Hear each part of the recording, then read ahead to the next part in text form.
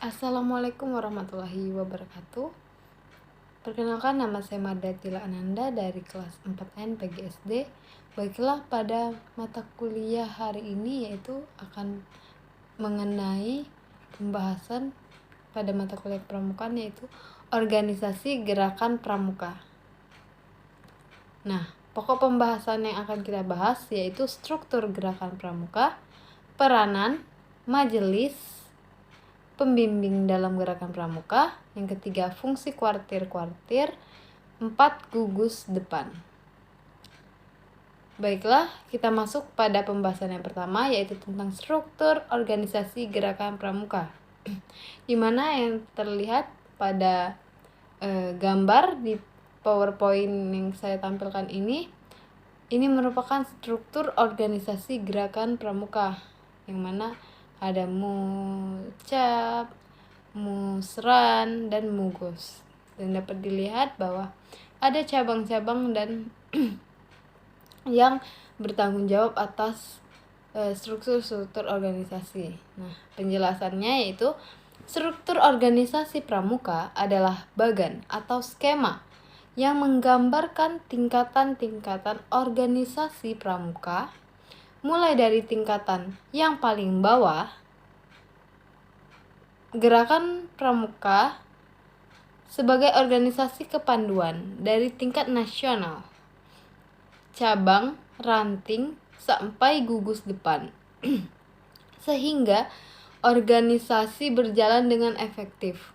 Struktur organisasi gerakan pramuka diatur dalam Keputusan Kuartir Nasional Gerakan Pramuka nomor 220 tahun 2007 tentang petunjuk penyelenggaraan pokok-pokok organisasi pramuka.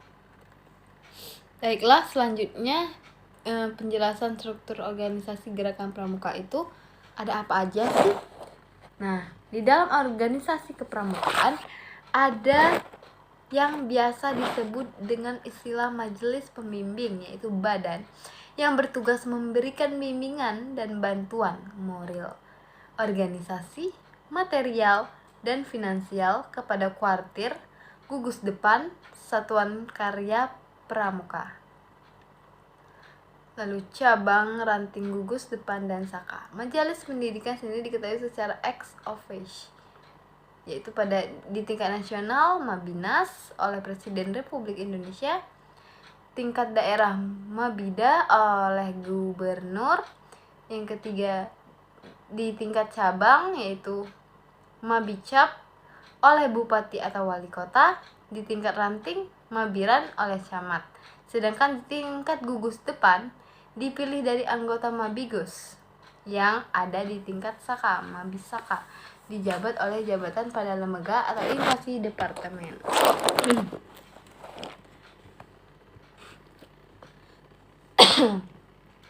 Nah, selanjutnya itu Badan Pemeriksaan Keuangan (BPK). Gerakan pramuka adalah independen yang dibentuk musyawarah gerakan pramuka dan majelis pemimpin dibentuk di tingkat nasional daerah. Yang ketiga C, kuartil dan koordinator gugus depan merupakan perangkat dan mekanisme kerja untuk mencapai tujuan gerakan pramuka. Kuartir dibentuk di tingkat nasional, daerah, cabang, ranting. Nasional yaitu kuartir nasional ditetapkan dalam musyawarah nasional Munas dengan masa bakti 5 tahun. Daerah yaitu kuartil dengan kuartil daerah yaitu kuarda. Selanjutnya cabang yaitu kuartir cabang, kuarcap. Lalu ranting disebut kuartir ranting yaitu kuararan. Dan selanjutnya gugus depan yang ada dalam satu wilayah, kelurahan, atau desa dikoordinasi oleh koordinator gudep. Lalu gugus depan gudep adalah pangkalan peserta didik yang merupakan wadah pendidikan dalam organisasi gerakan pramuka. Lanjut pada satuan karya pramuka yaitu Saka, merupakan wadah kegiatan kepramukaan untuk meningkatkan pengetahuan dan kemampuan dan keterampilan peserta didik dalam wawasan tertentu, serta melakukan kegiatan nyata sebagai pengabdian kepada masyarakat sesuai dengan aspirasi pemuda Indonesia. Selanjutnya itu badan kelengkapan kuartir yang badan kelengkapan kuartir itu meliputi Dewan Kehormatan, Lembaga Pendidikan Kader, lalu Dewan Kerja Pramuka Penegak dan Pramuka Penegak atau Dewan Kerja yang terdiri dari KN yaitu Dewan Kerja Nasional. Selanjutnya itu Pimpinan Satuan Karya Pramuka yaitu SAKA. Yang kelima Pembantu Andalan. Keenam Badan Usaha Kuartir. Yang ketujuh Satuan Kegiatan sesuai dengan situasi dan kondisi setempat dan bersifat situasional. Ke-8 Staf Kuartir. Nah, selanjutnya Pramuka utama gerakan Pramuka adalah Kepala Negara Republik Indonesia, yaitu Presiden. Selanjutnya, Musyawarah Kuartir merupakan lembaga di lingkungan gerakan Pramuka yang bersidang pada akhir masa bakti dalam kuartir.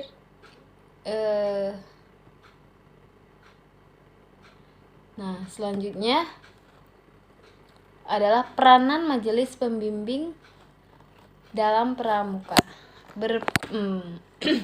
Majelis Pembimbing dalam Pramuka ini berperan dalam memberi bimbingan dan bantuan yang bersifat moral, organisatoris, material, finansial, konsultasi kepada gudep, satuan, dan kuartir yang bersangkutan. Dimana maksud dari memberi bimbingan yaitu mengandung memberi arahan, saran, nasihat, dan dukungan moral. Lalu memberi bantuan yang dimaksud adalah mengandung makna membuka jalan, mengusahakan kesempatan, memfasilitasi dana, serta memberi peluang agar gerakan Pramuka dapat akses untuk memperoleh bantuan dari pemerintah dan masyarakat. Konsultasi yang dimaksud di atas mengandung makna bahwa gugus depan, satuan, dan kuartir dapat berkonsultasi mengenai permasalahan yang dihadapi dalam upaya meningkatkan citra gerakan Pramuka. Baiklah, selanjutnya yaitu fungsi-fungsi kuartir dalam Pramuka. Nah, ada beberapa fungsi-fungsi kuartir yang berjenjang mulai dari tingkat nasional, daerah, cabang, sampai ranting. Pada Kuarnas yaitu kuartir nasional berfungsi atau memiliki memiliki kebijakan. Fungsinya kebijakan dan perencanaan strategi pada tingkat nasional. Nah, Kuarnas ini menetapkan kebijakan penyelenggaraan kepramukaan termasuk penentuan perencanaan strategik untuk kurun waktu tertentu. Kuarda atau kuartir daerah ini berfungsi untuk pengendalian manajemen pada tingkat provinsi. Kuarda mengkoordinasi penerapan kebijakan-kebijakan tersebut di wilayahnya dengan menyesuaikan dan mengkondisikan daerahnya. Kuarcap yaitu kuartir cabang berfungsi pengendalian operasional pada tingkat kabupaten atau kota. Kuarcap menyelenggarakan pengendalian operasional atas penyelenggaraan kebijakan itu serta bertanggung jawab atas pembinaan gugus depan dan kegiatan kepramukaan dalam wilayahnya. Selanjutnya itu Kuaran membantu Kuarcap dalam pengendalian operasional. Kuartil ranting berfungsi membantu Kuarcap dan pembinaan gudep dan saka dalam wilayahnya. Selanjutnya yaitu gugus depan. Dalam pembahasan gugus depan kita akan membahas pengertian, yaitu gugus depan adalah suatu kesatuan organik dalam gerakan pramuka yang merupakan wadah untuk menghimpun anggota gerakan pramuka serta berfungsi sebagai keanggotaan peserta didik.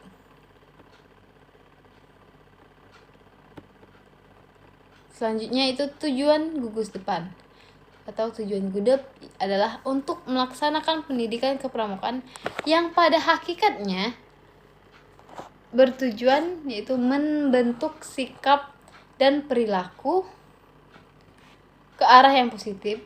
Yang kedua, menambah pengetahuan dan pengalaman.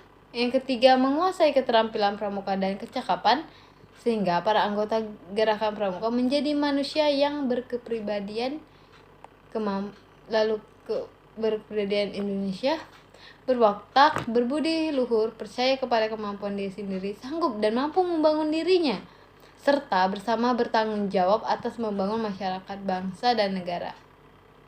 Nah, sasaran pada gugus depan ini yang pertama, untuk dapat mencapai tujuan gudap tersebut pada butir kelima, maka para pembina para pramuka yang bertugas di gudap berusaha mencapai sasaran itu, yaitu sasarannya menanamkan ketakwaan terhadap Tuhan Yang Maha Esa, lalu menanamkan rasa cinta dan setia pada tanah air. Ketiga, menanamkan rasa percaya diri sendiri, tanggung jawab, dan disiplin. Keempat, melatih panca indera, hastra karya, dan berbagai kejuruan agar peserta didik dapat menggunakan perasaan, akal, dan keterampilan secara seimbang. Lalu selanjutnya, melatih dalam hal kebersihan, kesehatan jasmani, dan mental dengan menggunakan sistem Among dan prinsip dasar pendidikan kepramukaan. Terutama sistem beregu. Lanjut yaitu kedua itu sistem Among dan prinsip dasar pendidikan pramukaan tersebut dimaksud yang mana bahwa dapat memelihara norma-norma kesusilaan, mengembangkan karya kreasi, memberi kebebasan kepada peserta didik untuk belajar, memimpin dan dipimpin, dapat bertanggung jawab dan disiplin, lalu dapat mengelola suatu kegiatan, kemudian mengatur diri sendiri dan kerjasama dan sebagai dan lain-lainnya, masih banyak lagi. Nah, mungkin hanya itulah pembahasan yang telah dapat saya sampaikan mengenai pembahasan tentang organisasi gerakan pramuka, yang mana kita telah membahas tentang yang pertama yaitu struktur organisasi gerakan pramuka. Yang kedua, kita telah membahas peranan majelis pembinaan dalam kepramukaan.